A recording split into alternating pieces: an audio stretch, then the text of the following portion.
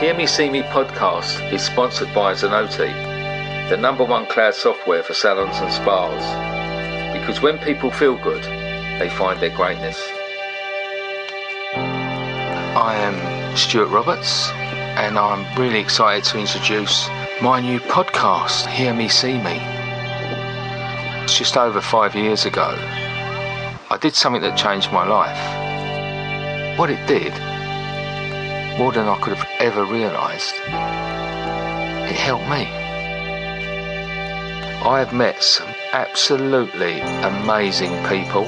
Some of the people that work in some of these places, many of them are volunteers, but some of them it is their job.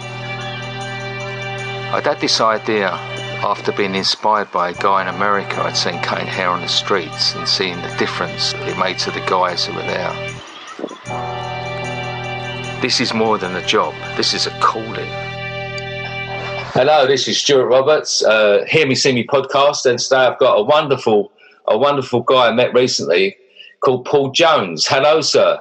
Hello, Stuart, and hello to Hear Me See Me podcast. I'm so happy to be here. I'm like beaming. It's all quite fresh with us because people it won't tie up like this, but we met because you asked me to come on your IGTV series, PJP,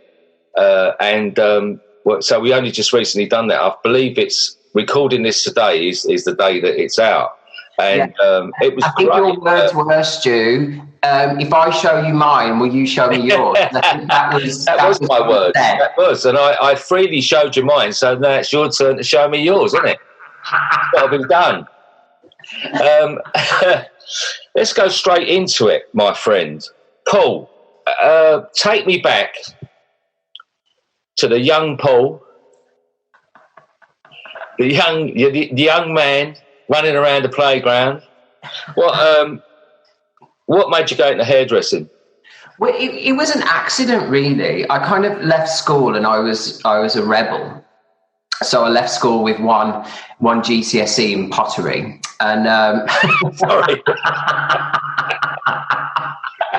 Well, that's useful, isn't it? Yeah, it really is useful, actually. I mean, that scene from Ghost, I think, inspired me. You know, the Demi Moore practice. So yeah, I left school with one GCSE in pottery, and didn't really know what to do. And my parents were at an absolute loss with me. And my dad gave me £2 every day to go to the job centre because he said he wasn't giving me any money. No. Which was actually, at the time, I felt like I was so hard done to, but it was the best thing he ever could have done. And every day I was going to the job centre and I managed to get a job in the biggest department store in the town where I'm from. And I remember going home and saying to my parents that I'd got this job in an office in this department store. And they were like, what? You know, with your one GCSE in pottery has managed to get a job in the biggest department store in Wolverhampton. And I was like, yes. And I was working in the office as the post boy. And my job was to take the post around to all the departments. And a 20-minute job would take me 2 hours, and my boss in my office, my boss would say to me, like, why is this taking you so long? So she came with me, and every time I'd go into the office, the ladies would be like, sit down, have a biscuit, we'll make you a cup of tea. And she's like, Paul, you are not here to talk to people. So after that day, I wasn't allowed to talk. So I just had to sit in the office and work. And then I met a dear friend who's still a dear friend in a pub, and I was moaning about the job and the fact that I couldn't talk.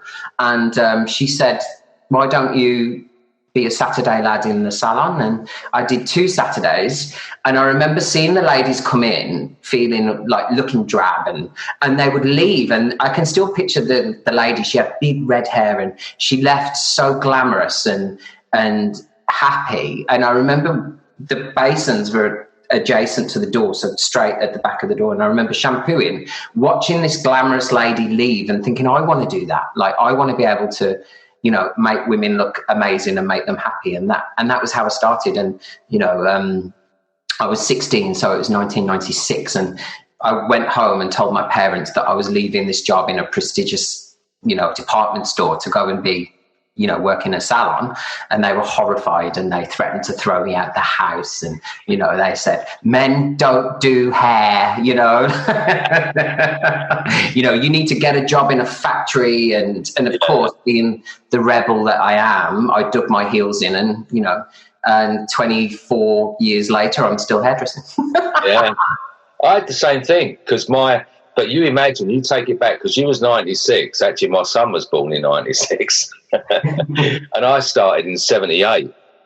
Now, my dad was he was horrified that I was going to be a ladies' hairdresser. He was just horrified. And he spent the first 3 years calling me a barber because it sounded better to him. I think my parents, I remember one time turning up home with blue hair, and my dad actually turned around to me and said, how are the people down the working man's club supposed to see you with blue hair? I had one day to get rid of this blue hair, or he was going to kick me out the house. Yeah, I had a few creations. You do, don't you? When you first start, you go through the spectrum. You go through the whole colour chart. You go through every sort of length and style. I've had some crackers. I'm so grateful that in the 90s, when I was experimenting a lot with different hairstyles, there was no camera phones, because I'm glad that I don't have to see those hairstyles anymore. I've got two awful ones, because both times I got married, I had a perm. So they're immortalised in both of my wedding photos, and you think I would have learned from the first time. I love a perm. I look great. So where did you go from the salon, that you started at? So I worked there. I was there for about 4 years, and then I left. I was in salons for 18 years, and I worked in 18 salons because I could never stay in one place, which actually worked out one salon a year. And it didn't actually work like that.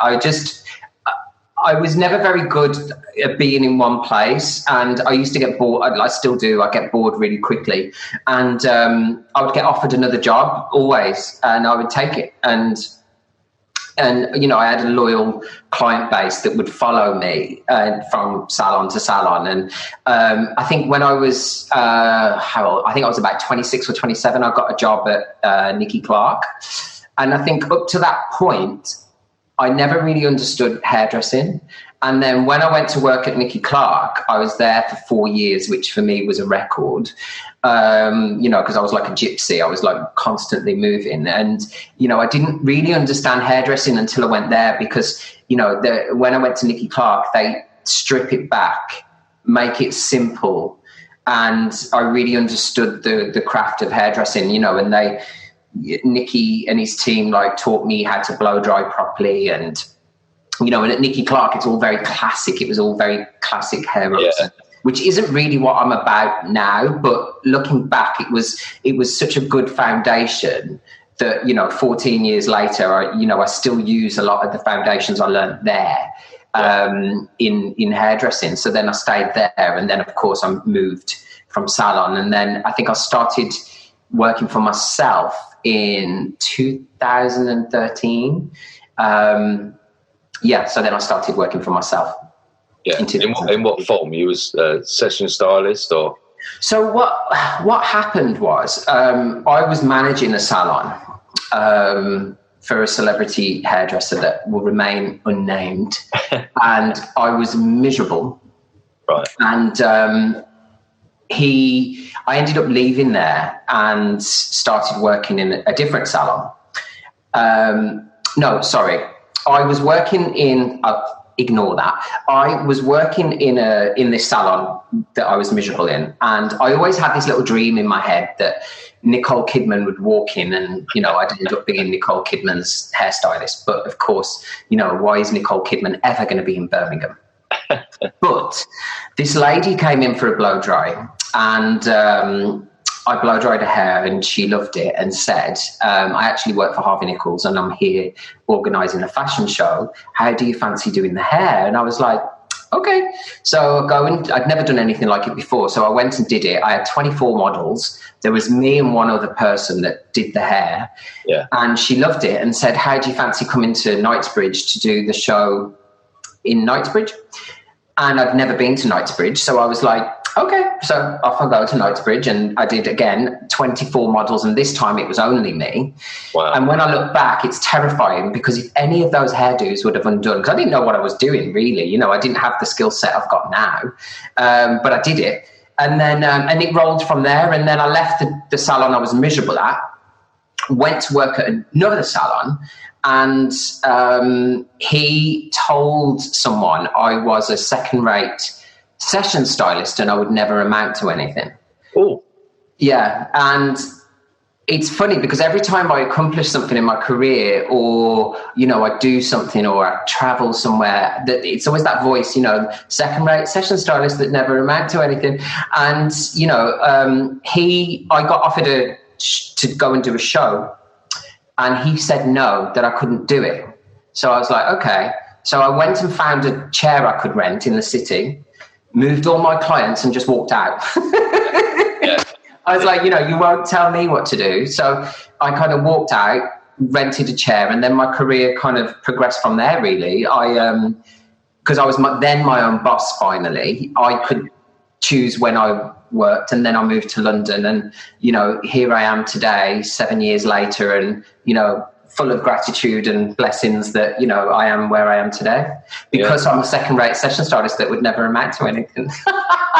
It's really funny, isn't it? Because it's such a two-edged sword when you get these things, because they can be, you know, at the time they're very, like, soul-destroying. They're like, they cut deeply, those comments, but they can be a blessing, because they can be the thing that stay. And it's funny how that stays in your mind. Now, you had hundreds of people who said to you, do you know what? You're great. You're fantastic. You do it. They don't stay in there. It's that little one that eats you. Yeah. Then you turn it, use it as fuel for your fire, don't you? And it was funny because I think when I found out he'd said that, it never upset me. It was definitely fire beneath my wings, because in that salon, he used to play fashion TV. And on the TV came a show, and it was a Chanel show in Edinburgh. And I remember looking at the hair, and Sam McKnight had done the hair, and it was spectacular, the hair. He made them all look like Queen Elizabeth I. Aubrey Sam. Exactly, Sam McKnight, lots of love for Sam. And, you know, in that salon, I saw that show, and, you know, I then went on to be on Sam's team for 5 years, and it was, you know, 5 years of, you know, a blessed, you know, I was so fortunate to, you know, and it's the best working time of my career. Yeah, being on Sam's team. So, you know, and again, you know, that was in the salon where he said, you know, I'm a second-rate session stylist and I would never amount to anything. But I recently added him on. He added me on Facebook recently, and I accepted. And my friend who knows the story said, I can't believe you accepted him. And I was like, why not? Like, you know, every time, you know, I post a picture of a cover I've done, or, you know, something amazing I've done, like, let him see what a second-rate session stylist that won't amount to anything can do. Yeah. And the thing is, I've learned, one of the big things I've learned is resentment. It's like it's a poison chalice, you know, that you hurt yourself more than anything else. And if you can, like, a big part of, you know, moving on with things is, you know, forgive, but you don't have to forget. You know, like, I've always had this thing. Someone said it to me, and it's you know, love all, trust few, harm none. Oh, that's lovely, isn't it? It's great, because it's not that all-encompassing, you know, I'm a doormat and I'm ready to be walked on. On the other hand, it's like, be forgiving, be loving, and don't go out your way to hurt people. And the thing is, then you're going to find that you don't get these consequences. And resentment is just a big one. And you need to be bigger than that. Yeah, and I think forgiveness as well, like, because life isn't this, you know, you don't go from there to there. It's this you know, and especially when you live a life of a freelancer like I do, and especially the year that we've had as a freelancer, you know, you haven't got a wage coming in, you know, and I don't think any freelancer would sit in front of you, Stuart, and say, yes, my life has been like this, you know, because it doesn't work like that. You know, you have to hustle, you have to work, and, you know, and you have to stay positive. And I think, you know, I use gratitude a lot, and forgiveness, like you said, is like a beautiful thing, because, you know, I don't care that he said that, you know, no. I'm actually grateful he said it, if anything, you know, like I'm glad that he Excuse me, I've got man flu. Sorry about this. I don't normally sound as sexy as this. I've got man flu. You see the hanky come out. Yeah, gratitude, and it's a wonderful thing, and it gets you through, I think. Without a doubt. I mean, I wouldn't be where I am today if it wasn't for gratitude and being grateful and you know, believing in your dreams. I think, you know, I have so much respect for anyone that, you know, chases their dreams, because it's not an easy thing to do. You know, and especially when I think about, you know, the year we've had with the pandemic, and all those people that work in the West End that, you know, their lives are built on dreams of getting on that stage and performing, and none of them have been able to work. And, you know, all the dancers and the performers and the freelancers like me, you know, that I think we said in our chat when you came on my Instagram series for PJP, you said we're hands-on people, and we are. And the fact that all these hairdressers around the world haven't been able to do the thing that makes them happy is, you know, it made me very sad. It has.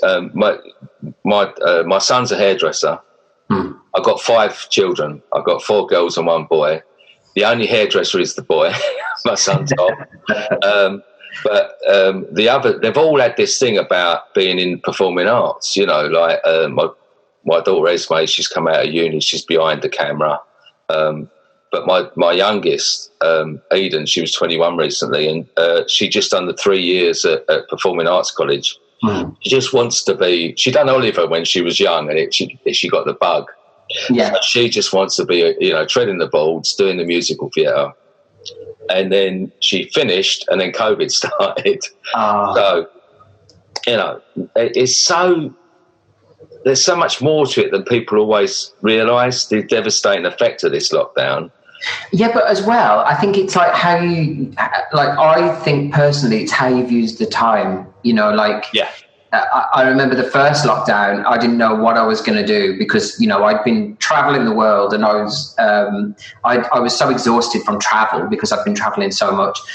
And then the lockdown happened, and then I was like, what am I going to do? You know, like, and a friend of mine was like, why don't you start TikTok? And I was like, no, TikTok's for kids. I'm not doing that. And she persisted in bugging me to do it. So I ended up doing it. And one of my videos got 3.6 million views. I was like, 3.6 million people wanted to watch me do a messy bun, but they did. So then, you know, I used that time. I kind of worked on my social media and making TikToks, and you know, I used to do videos on home hair masks, and, you know, like how to make hair masks from ingredients in your kitchen and that kind of thing. So it was like, I think it was how you used the time. And, you know, I've spoke to so many people during my Instagram series, you know, like one guy has turned his shop into a coffee, you know, he's opened a coffee hatch so he can still sell coffee. You know, Jo Jones, another lady, an amazing lady who works in PR, she she owns beauty banks, which gives... I know, Jo, yeah. So you know, Jo. You know, like she did Helping Hands, which was giving toiletries to frontline workers. You know, like, all these people did amazing things with that time. And I think one of the great things is, you know, it gave us time. It gave us, you know, time to reflect. And, you know, so it's, okay, it's not been great, but in a year's time, when we've all moved on, you know, we're going to look back and think...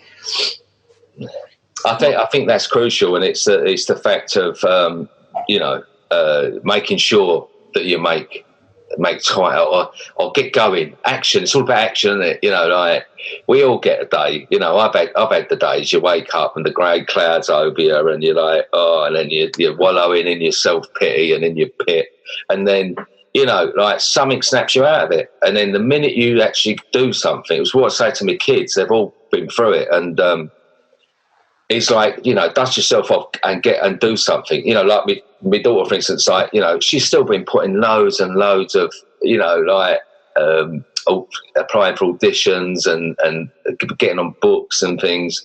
But you have to keep going, you know, because you're going to get loads of comeback. And, you know, I love doing this. This has saved me doing this podcast because it's given me something to focus on. I think, like, for me, after Christmas, it was, you know, chop the vat, and all these salons were closing down, and I just kept thinking about hairdressers and the fact that, you know, hairdressers are the happiest people because we love what we do. And, you know, there's not many industries that have as many happy people as us. No. And it was breaking my heart, really, to think about all these people that were at home, sad, not being able to do the thing that they love. And then this idea came into my head because I kept thinking about, what can I do? What can I do to kind of, you know, and I've got quite a big Instagram following. So I was like, okay, how can I use that? And then this idea popped into my head, and it was about, you know, can I interview inspirational people that's going to inspire people out there to keep going, to keep the salons open. And once this idea was in my head, it wouldn't go. It just kept pecking away and until I did it. And then I did the first one, and then it's kind of grown from there. And I don't care about views or follows or, you know, how many people save it. It's about me connecting with, even if I connected with one person and that one person watched that video and decided to keep their salon and not give up on their dreams, I'm like, okay, that's it. The whole thing was worth it, you know, all of the episodes I've done and everyone that I've spoken to, you know, if that one person has kept this, and I've actually had messages from people saying exactly that. So I'm like, okay, it's all been worth it. All the work I've done, all the hours of editing that I've done is worth it for that one person, you know? Yeah, well, this is where we differ, because I said to you, don't stop, because I'm not good at editing, so you can't. Listen, I haven't sworn this whole time for that, so don't worry. I mean, swear, it's fine. I know, I listened to your Lena Headley episode, you swore a lot. She's a potty mouth, she is, old Lena. I know, but I get my family telling me off when I swear, so I'd rather not have the hassle from them. I do swear far too much, and every now and then I'll rein myself in, but it's the upbringing. So I mean, I totally agree with you that you know, your PJP, the whole principle of it was getting to the point where everything was feeling negative, you know, and it's crucial for someone like you to come up and go, you know, hang on a minute, we've got a lot of positives here. Yeah, there is but that's it. I think going back to something you said to me, you said, you know, in all the amazing work you do yourself, you know, there's always hope.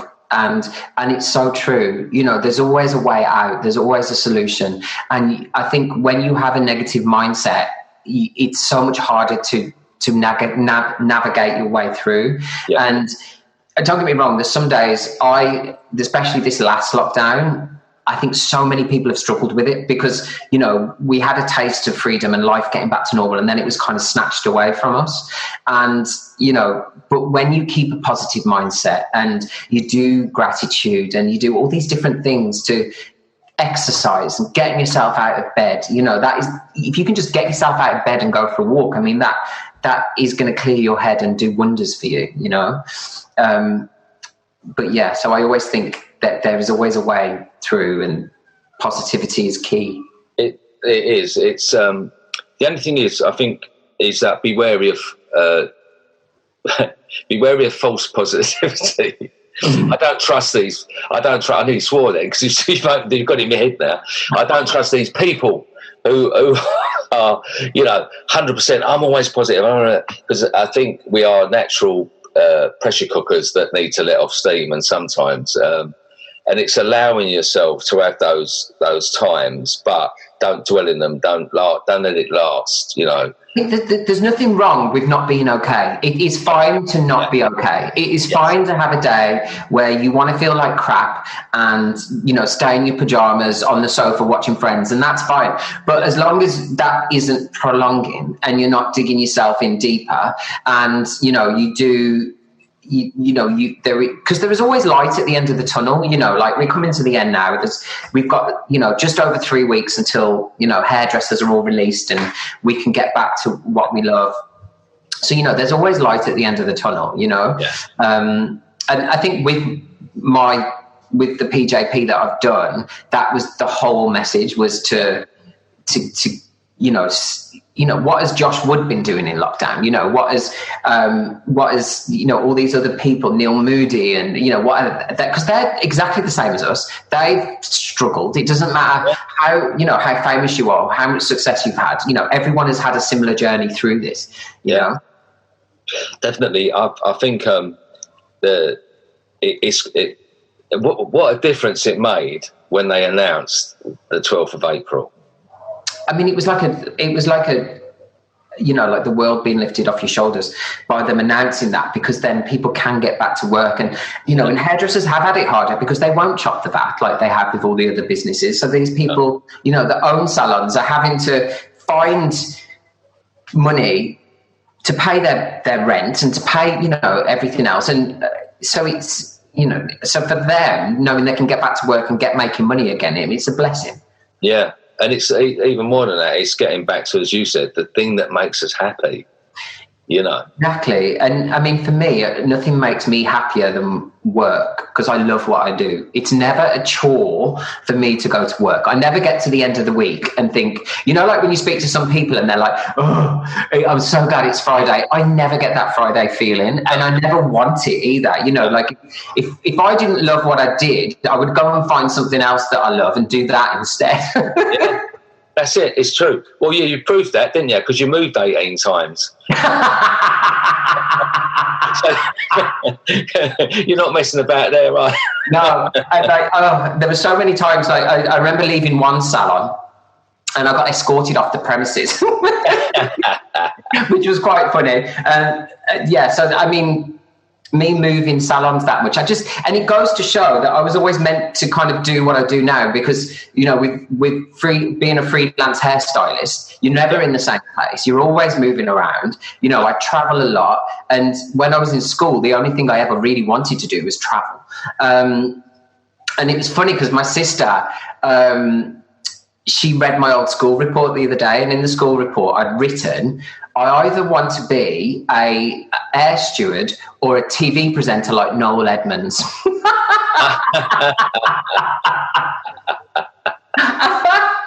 I mean, I could have picked someone a bit better looking like Philip Schofield or something. But no, I picked Noel Edmonds. I wanted to be, like, my dream job was to be Noel Edmonds. Beard. Well, I've got the beard. I mean, still, it's not grey yet, so that's good. Mine is. Look, mine is. I look like an old miner or something. You need to get some Just for Men for that, Stu. Yeah, I know. I'll have to try it out. You know, like, it's interesting when you say about it, because the very fact that what we do makes us who we are, and it's taken something like this for us to appreciate it, you know, in some way. I mean, it makes you appreciate what you do. It makes you not take anything for granted. You know, like when you're especially when you're in salons and you've got a 12 client day. Yeah. You know, but I think everyone's going to go to back to work with a new vigor and a new, like, zest for life. You know, everyone's going to want to get creating and doing crazy things, and, you know, seeing the people because you build such relationships with your clients, you know. Yeah. It's as well, because it's been a real shift over the last few years of, like, I remember when you just worked in a salon, you know, there was no freelance at all. When I worked in a salon for 5 years, and then I went freelance, and it wasn't really done much then, but it was a long time ago. But it's really gone. The industry is sort of fractured out now, isn't it? There's almost this sort of half and half now. of people there's chair renting and, but there was also what you said about support. A lot of people fell through the cracks when they, the people that were self-employed and not getting the help from the government, which has been really difficult for them. I know a group of my volunteers in Bedfordshire have had a real problem with their local council, and they keep going on the local telly, having a go at them. Don't piss off hairdressers, whatever you do, like me. But and that's been the struggle, isn't it? That some people with like their home salons and things, they don't pay rates, so they've not been able to claim anything. But I think it's like what I said earlier. It doesn't matter, how successful you are, how much money you've got in the bank, or whatever. This lockdown has been hard for everyone, and it's filtered right through to the assistants in the salon, people that have been made redundant, salons that have had to close. This is everywhere. But I do think there's going to be a boom. I think when we get back to work in April, there's going to be a boom. There's going to there's work is going to boom. There's going to be, in all areas of hairdressing, there's going to be a boom. Yeah, and that's the positive. And if anyone can get through and flourish in the face of adversity, it's hairdressers. Of course. It's a resilient lot. When we had Black Friday all those years ago, the one business that flourished was hairdressing, because everyone was going to get their hair done to make themselves feel better. And I think it was in 2018, the year that your salon closed, I was working at Nicky Clark, and I remember us being so busy, and then suddenly it went kind of down and we weren't so busy, but we all kept our jobs and the salon stayed open. Yeah, and it as well, like what you said earlier about you always had your clients and they were so loyal and they would follow you from one to one. That's quite a unique thing that we have, the relationship we have with our clients in our industry, as opposed to sort of like the butchers. You don't feel guilty if you go and buy sausages somewhere else, do you? Even if you have a French in somewhere else, you get people. But I think, what we do is way more than a haircut or a blow dry, or, because obviously my life is very different from 10 years ago when I was in salons. Yeah. But whether that person in my chair is an A-list celebrity or some, a little old lady down the road, they're still people. Every person is, there's no difference between, that's the way I look at it. Like when people say, oh, do you get nervous? And when you do blah, blah, blah. And I'm like, no, they're just people, like, I think in my whole career, I've met two people, and both times I didn't actually do their hair, but I was kind of starstruck. I was like, oh my gosh. And that was Kylie Minogue and Joanna Lumley. Oh, really? Yeah, I didn't do either of their hair, but I was literally lost for words when I met both of them. But apart from that, but they weren't sat in my chair. And I feel like if they were sat in my chair, I probably wouldn't have been as nervous. That's interesting, isn't it? Because it's that thing that from that slight distance, you feel a bit in awe. The minute they step into your area, you'd have had the confidence of it. Yeah, because I think, you do build a relationship, and especially when you are doing celebrities, because you do have to it's about trust, because you're in that person's space. And, to famous people, the most important thing is privacy. And it's a place of honor, really, that you're in that, their sacred space. And you do keep everything that happens to you out of respect for that person. Well, I do, out of respect for that person. It's a unique thing to do, but it's no different, I think, to, when you're in a salon and, you do build these relationships with people. And, I know I did. Yeah, I got invited to clients' weddings and, so I think that's the one thing I love most about hairdressing is people. If you took people out of the equation and I was just doing hair on a doll's head all day, I'd hate that. I think that, Cool, you've really come up with a point there, haven't you? That is the real essence of it all, is the fact it's people. And if you don't love people, don't get in this industry. Exactly. Exactly. I'm grateful, 40-something years now, I still love what I do. How lucky is that? Yeah, exactly. You know, and it's like having gratitude. And I mean, I often think back to when I was 16 and my dad was trying to get me to work in a factory that now is being shut down, bulldozed, and there's houses on top of it, you know. And I often, every time he tries and gives me advice, I'll say, Dad, do you remember when you told me not to be a hairdresser? And it shuts him up every time. And I said my dad's reaction to it, but then later on in life, like when he retired and he used to come down the shop, he was so proud, you know, he was so proud, and he used to ask my son's shop and all, you know, and that difference in it. Yeah. That, you know, it was really good. I think the thing is, I mean, I must love hairdressing, you know, I encourage my son to go into hairdressing. But I think it's such a thing that is so rewarding, and it's that connection, and I think that's why I fell back in love with it when I started doing haircuts for homeless. When I'd done that real pure thing of, it took me back to what I went in as a 16-year-old kid. Yeah, you know, just the pure thing of doing someone's hair, like that bit of touch, that communication, and then like the magic mirror and saying like, you know, like the beaming smile, you know. And that doesn't happen every time. Oh. You always get the one that doesn't like it, but as long as the majority kind of like what you do. But I mean, it's the same way I fell in love with it, you know, watching ladies leave the salon that had their hair done and they're looking glamorous and happy, and, you know, and I still love making women look glamorous, and I still love, you know, the happiness that it brings, you know. Well, I mean, it's funny though, we said that, how interesting that, you know, you said it don't always work, right? Yeah. Who's the one we go to bed with at night? Isn't it? You know, we're funny creatures, human beings, because it'll be that one who just was a bit off, you know, and it niggles, isn't it? And you got all these other ones that have been really great all day long. Well, I mean, it's that thing, isn't it, that you do remember the one that, but you learn your greatest lessons from the ones that aren't happy, because you never make, well, I mean, I never make the same mistakes twice. And, you know, even at this stage in my career, you know, I still don't make you still don't get it right every time. You know, we're human, we make mistakes. And I think one of the greatest lessons I ever learned when I started being a session hairstylist was that one of the people I first started assisting years ago said to me, never be afraid to start again. Yeah.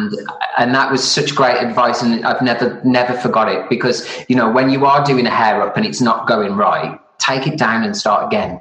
Do you know what I mean? Like, it doesn't matter. And I remember being in salons, and I never used to put hair up. I never used to like doing it. And the stress and the pressure in a salon when you've got 45 minutes to put someone's hair up. Yeah. And, you know, but if I could go back in time and say to myself, like, you know, it's not hard. Because once you stress, it makes the whole thing worse. So just, you know, take it down, have a breather, and start again. You know, and then you're probably going to create something amazing. That's such good advice for people, especially if you've got a fear of anything in life, but, you know, in your career, if the thing that you hate doing, that's the thing you want to get on. Oh, totally. Practice it and defeat it, because then you can become an all-encompassing hairdresser then. I couldn't braid. Like, I think 10 years ago, I couldn't braid, and I'd always be like, I'd pass it on to someone else in the salon. Yeah. And then, you know, and it's the one thing I'm actually really good at braiding. And, you know, I practiced. And during the first lockdown, I'd get my doll's head out, and I was, you know, doing cornrows every day, just so, you know, I could get better at the things I'm not great at. Because I don't think any hairdresser could sit in front of you and say, I'm brilliant at everything, you know, because no one's brilliant at everything, you know, like, because there's so many different areas of hairdressing, you know, whether you specialize in textured hair, colored hair, you know, like all these different areas in hairdressing, you know, so it's like there's always room to improve, and there's always room to get new skills.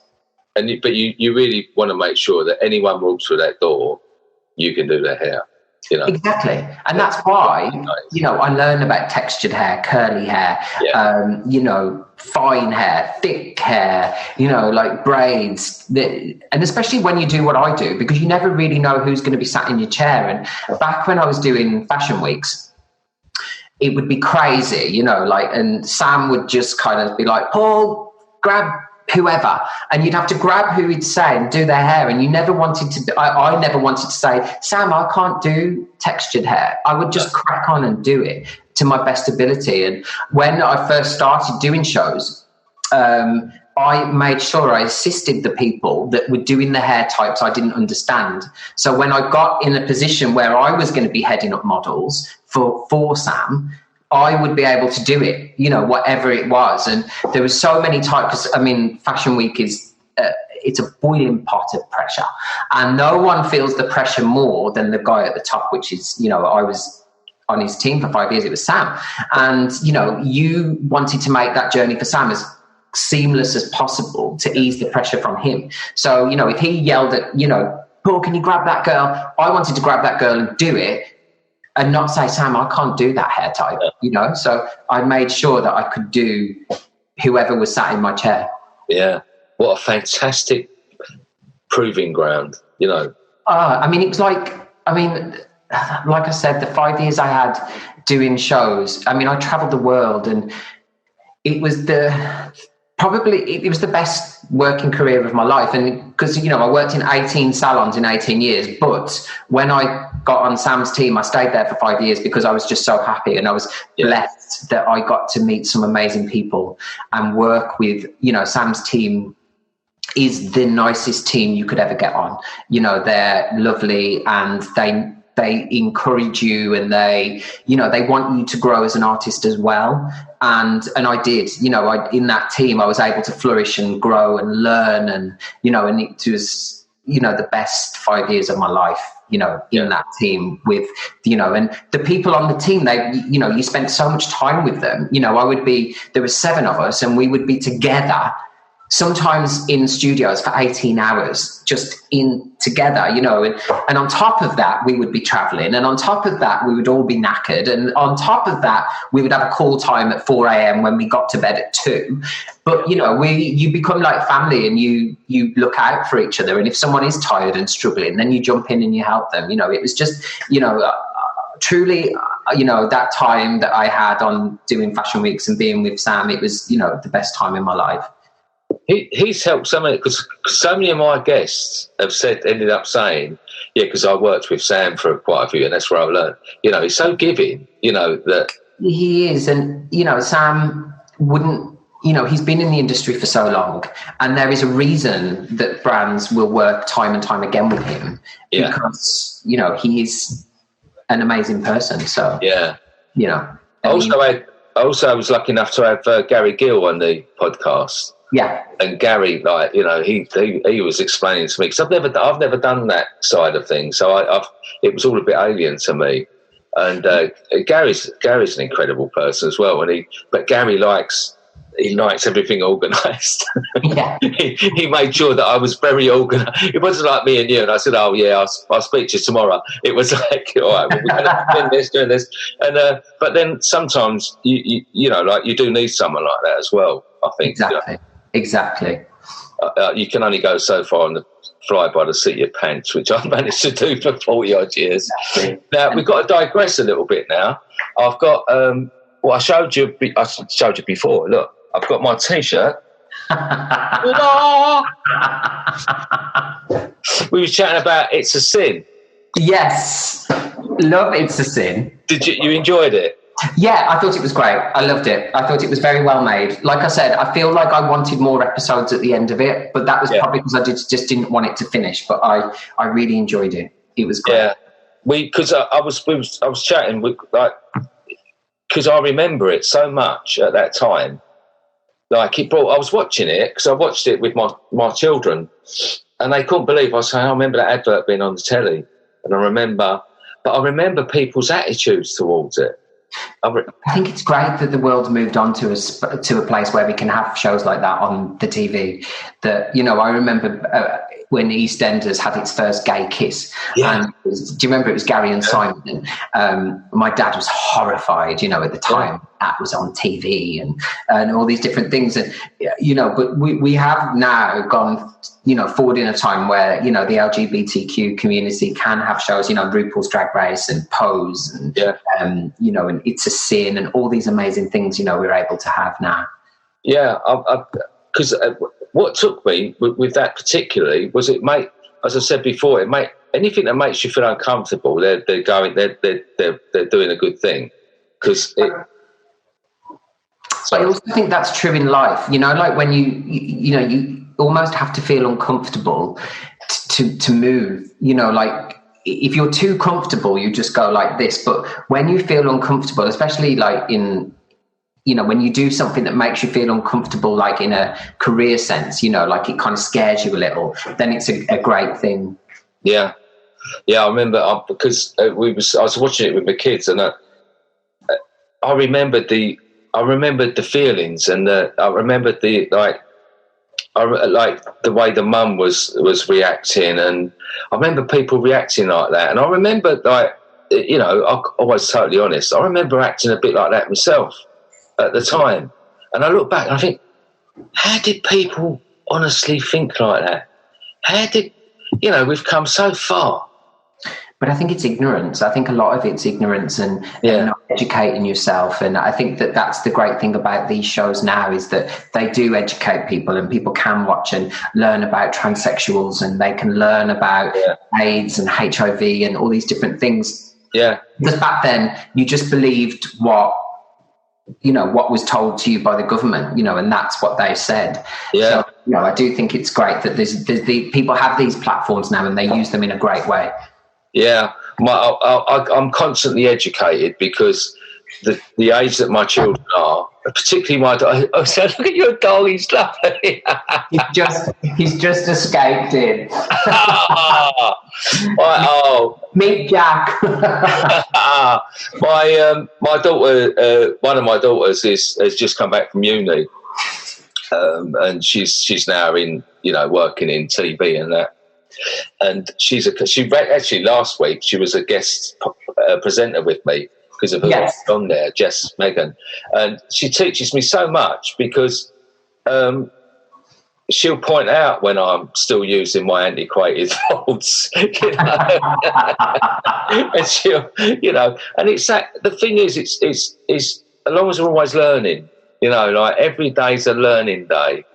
That's everything in life, that's like everything in life, we're always learning. And I think as a hairdresser, there's always something to learn. And there's like videos now on YouTube, and there's no excuse for, like if I can't do that braid, well, you know what, there'll be a video on YouTube that you can watch and learn of some young girl in a bedroom doing it on herself, So I think as artists, we're always learning, we're always growing, and that's the beauty of being a creative, is that your mind is always expanding.